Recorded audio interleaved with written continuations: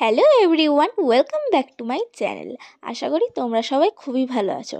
তো কিছুদিন আগে তোমাদের সাথে আমি একটা ভিডিও শেয়ার করেছিলাম তোমরা কিভাবে 3টে কালার দিয়ে অমরে আর্ট করবে। তখনই তোমাদেরকে একটা কথা বলেছিলাম যে নেক্সট টাইম আমি তোমাদের সাথে আমার সিগনেচার অমরে আর্টটা শেয়ার করব। তো নাও আজ আমি তোমাদের সাথে শেয়ার করছি আমার সিগনেচার অমরে আর্টটা।